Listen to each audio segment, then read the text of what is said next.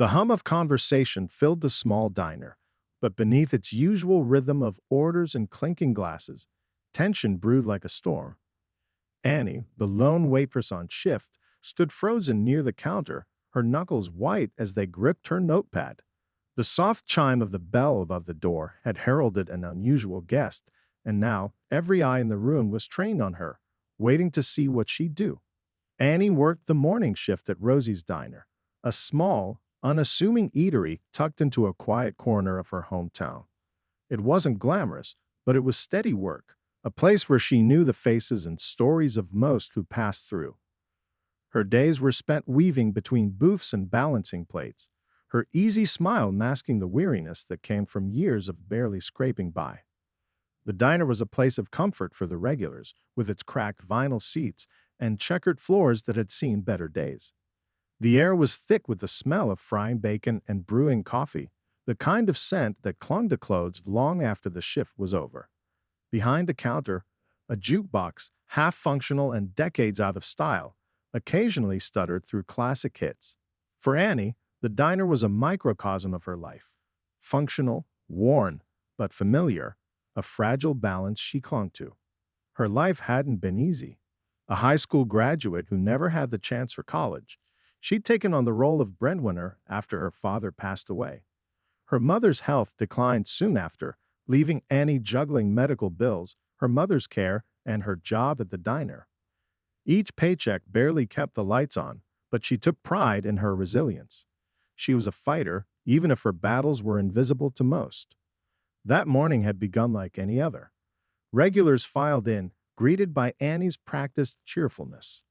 She knew what they'd ordered before they said it. There was Mr. Carpenter with his black coffee and scrambled eggs, and the young couple, Sarah and Josh, who always shared a stack of pancakes. It was a routine she could perform blindfolded, a rhythm as steady as the ticking of the old clock above the register.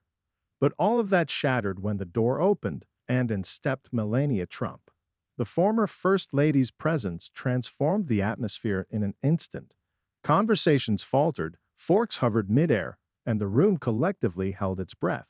She wore a tailored coat, her polished demeanor a stark contrast to the humble surroundings.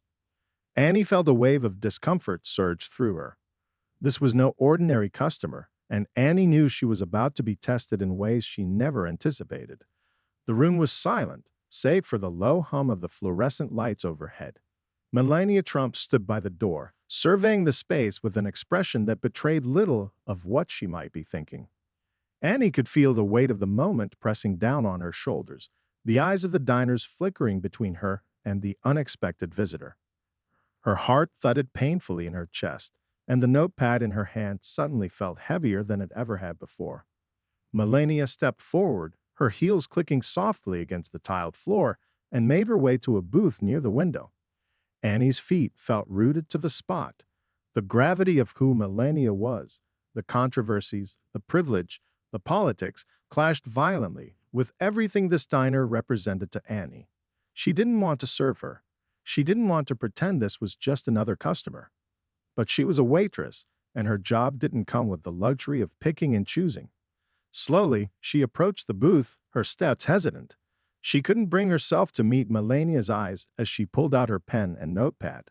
The room was still watching, their curiosity palpable. "What can I get for you today?" Annie managed, her voice tight and formal. Melania looked up, her gaze calm but piercing. "Just coffee, please. Black." It was such a simple request, but the simplicity of it only fueled Annie's internal conflict. How could she serve someone whose life was so far removed from her own struggles? Someone who had been the face of a world she could never access, and one she often resented. Her mind raced with memories of nights spent crying over medical bills, her mother's labored breathing, and the harsh reality that no one had ever stepped in to make her life easier. As Annie turned to fetch the coffee, her hands trembled. She set the cup down in front of Melania with an audible clink, her forced smile feeling like a betrayal of her own principles. But before she could step away, Melania spoke again. "You seem tense," she said, her voice low and steady. "Is everything all right?" The question caught Annie off guard. It wasn't the kind of thing she expected to hear from someone like her. Annie's eyes narrowed, the bitterness she had suppressed rising to the surface. This wasn't a conversation she wanted, but it felt like the beginning of something she couldn't ignore. Annie stood by the counter, her hands gripping its edge as if it could steady the storm brewing within her. The simple question Melania had asked replayed in her mind, each word striking a chord she didn't want to acknowledge. Is everything all right? Annie had mumbled a non-committal response and hurried away, but the exchange lingered like an unwelcome guest. Internally, she wrestled with a barrage of emotions. Anger bubbled to the surface. Anger at the audacity of such a question from someone who couldn't possibly understand her struggles. How could someone so wealthy and insulated from reality presume to care? But beneath the anger was something else, something Annie hated to admit: vulnerability. That question had cracked the armor she wore every day, exposing feelings she worked hard to suppress. Externally, the tension in the diner was palpable. Conversations resumed in hushed tones, punctuated by the occasional glance in Melania's direction. Annie could feel the weight of their unspoken judgments pressing down on her. What would they think if she refused to serve her? What would they think if she didn't? The decision tore at her. On one hand, she felt the urge to stand her ground, to send a message, even if no one outside this tiny diner would ever hear it. On the other, she knew the stakes. Jobs like hers were scarce, and losing this one would be catastrophic. Her mother's medical bills weren't going anywhere, and the thought of being unable to provide for her was unbearable. As she poured another cup of coffee for a regular, her hands shook. The diner's owner, Rosie, stood near the kitchen, her expression unreadable. Annie knew Rosie wouldn't interfere. She ran the diner with a light hand, trusting her employees to handle themselves. That trust was now a silent challenge. What kind of person would Annie choose to be in this moment? The question gnawed at her. Was this about principle, or was it about something deeper? A feeling of powerlessness that had nothing to do with Melania Trump and everything to do with the years of hardship that had shaped Annie's life. She thought of her mother, sitting in her worn recliner at home, unaware of the turmoil her daughter was enduring at this very moment. The image anchored her, but it also twisted the knife of her internal conflict. The external pressures didn't relent. A customer whispered loudly enough for Annie to hear, "Is she gonna serve her or what?" Another muttered, "What's the big deal? She's just a person." The words stung, but they also reminded her of the complexity of the situation. Annie wasn't just navigating her own emotions, she was navigating everyone's expectations. By the time she returned to Melania's booth, her decision felt no clearer, but her determination to face whatever came next had solidified. As she set a plate of toast and a fresh cup of coffee on the table, Melania looked up again, her expression softening. "Thank you," she said, her voice quieter this time.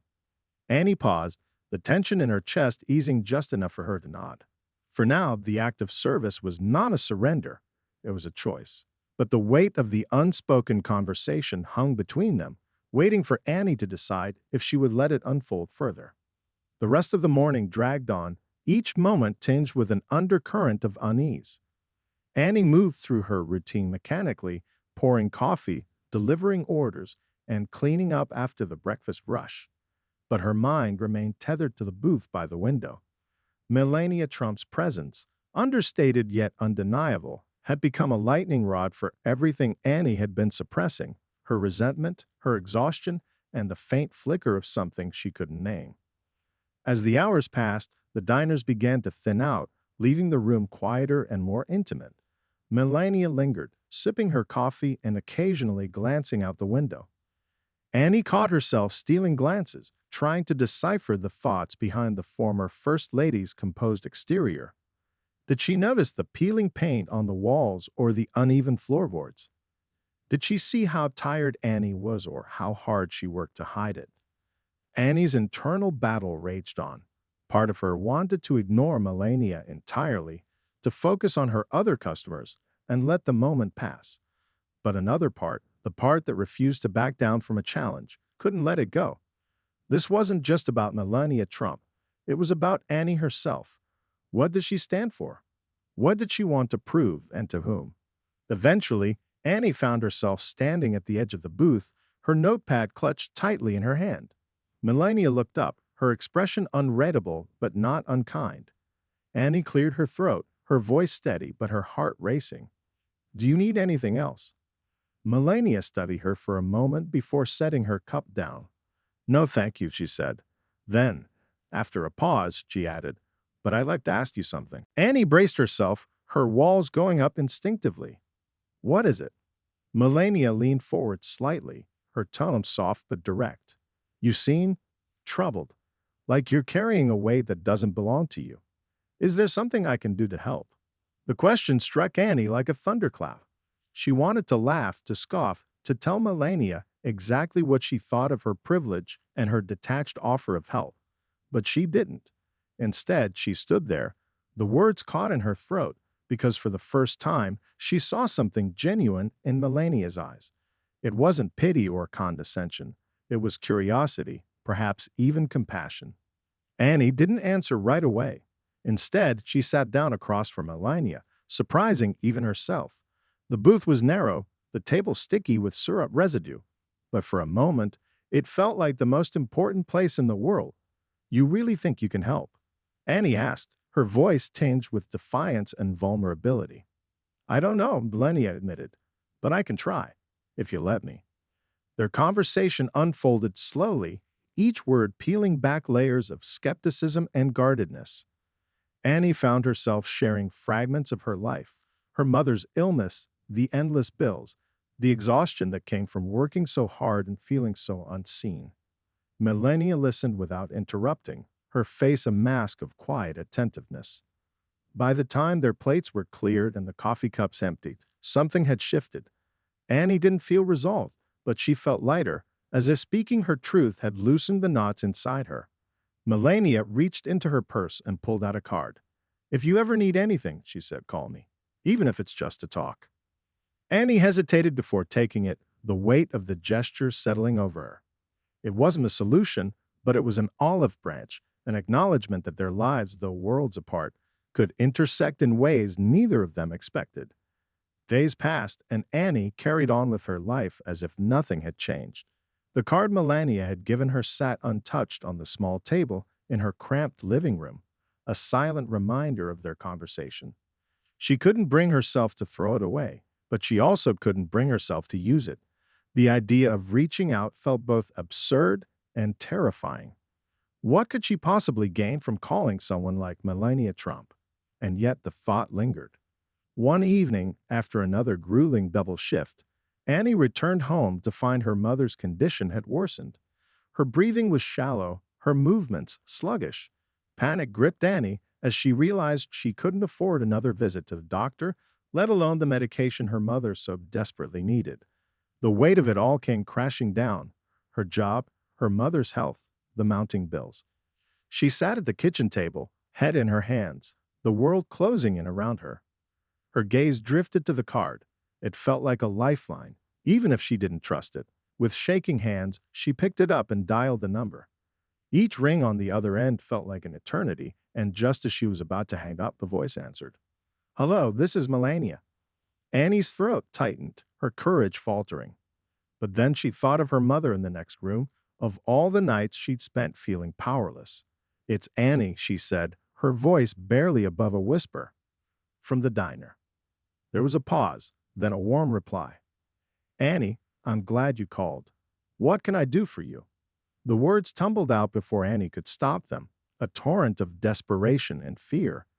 She told Melania about her mother, about the bills, about how she didn't know where else to turn.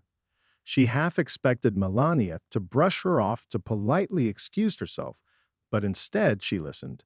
When Annie finished, there was a long silence, followed by something she never expected. I'll help you, Melania said simply. Send me the details, and I'll take care of it. Annie didn't know how to respond. Gratitude and disbelief warred within her, but she managed a quiet, thank you. As she hung up, she felt an unfamiliar sensation, relief. It wasn't just about the help being offered. It was about being seen, about someone stepping into her world and saying you matter. True to her word, Melania followed through. Within days, Annie's mother was in a better hospital, receiving the care she needed. A small but crucial burden had been lifted, and for the first time in years, Annie allowed herself to breathe. The act wasn't just a lifeline, it was a turning point. Annie began to see the world differently, not as a place defined by insurmountable divides, but as one where connection, however unexpected, could bridge even the widest gaps. Annie's life didn't change overnight, but the weight that had once felt unmovable began to shift. Her mother's improved health gave her breathing room, allowing Annie to focus on the things she had put aside for so long: her own well-being, her aspirations, and the glimmers of hope she had long buried. The act of reaching out, as uncomfortable as it had been, reminded her that asking for help wasn't a weakness. The diner became less of a burden and more of a familiar refuge. Annie found herself walking into work with a lighter step, her interactions with customers more genuine. The regulars noticed the change. "You seem different, Annie," Mr. Carpenter remarked one morning. "Like you finally had a good night's sleep." Annie smiled. "Maybe I have." Meanwhile, the unexpected bond she'd formed with Melania became a quiet constant in her life. They didn't speak often, but when they did, their conversations went deeper than Annie could have imagined. Melania shared stories about her own struggles, the pressures of public life, the loneliness that came with it. Their worlds were still light years apart, but in those moments, they found common ground. One day, Melania visited the diner again, unannounced but somehow expected. This time, the room didn't fall silent, and Annie greeted her with a smile that came easily. They talked quietly at the booth, their conversation unnoticed by the other patrons. Melania didn't come to offer more help. She came to check in, to hear Annie's story as it continued to unfold. "You've come a long way," Melania said, her tone gentle. "So have you," Annie replied. Their exchange was simple, but it resonated deeply. Melania's visit wasn't about grand gestures. It was about acknowledging that the connections they'd made were real. For Annie, it was a reminder that kindness could come from the most unexpected places. As the months went on, Annie began taking steps to rebuild her life. She started taking evening classes, pursuing a long-forgotten dream of becoming a nurse. Her journey was far from easy, but she felt equipped to face it. She wasn't alone anymore. The card Melania had given her remained on her table, but it no longer represented desperation. Instead, it symbolized possibility, the idea that even in the darkest moments, there was always a way forward. Annie sat on the steps of her modest apartment building, watching the sun dip below the horizon. The sky was painted in hues of orange and purple, a moment of stillness in her otherwise hectic life. Beside her, a notebook lay open, its pages filled with notes from her nursing classes. The edges were smudged, the handwriting hurried but determined, a reflection of how far she had come. Her mother, now healthier than she had been in years, called out from the window. "Don't stay out too late, Annie. You've got class in the morning." Annie smiled and waved, the sound of her mother's voice no longer tinged with worry. It was a small victory, but one that felt monumental. She thought back to the day Melania Trump had walked into the diner, setting into motion a series of events she could never have anticipated. That moment had challenged her in ways she didn't understand at the time, forcing her to confront her own biases, fears, and pride. She reached into her pocket and pulled out the now familiar card, running her fingers over its edges. She hadn't needed to call Melania again, but the connection they'd formed remained a quiet reassurance. It wasn't about the help she received. It was about the understanding they'd shared, the bridge they'd built across seemingly insurmountable differences. For the first time in years, Annie allowed herself to dream. She imagined a life where she didn't just survive but thrived, where her work wasn't just about paying bills but about making a difference. She thought about the people she would meet as a nurse, the lives she might touch, and the ways her own struggles had prepared her to offer compassion and care. As she closed her notebook and stood to head inside, Annie felt a sense of peace she hadn't known in a long time. Life wasn't perfect, and the challenges hadn't disappeared, but she was stronger now, more certain of her ability to face them. The diner was still there, a steady hum of her daily routine, but it no longer defined her. Annie had learned that sometimes change didn't come from grand gestures or dramatic decisions. Sometimes it came from a simple act of connection, a question asked in kindness, a hand extended in goodwill. And as the stars began to dot the night sky, Amy knew one thing for certain. She had the power to keep moving forward, one step at a time.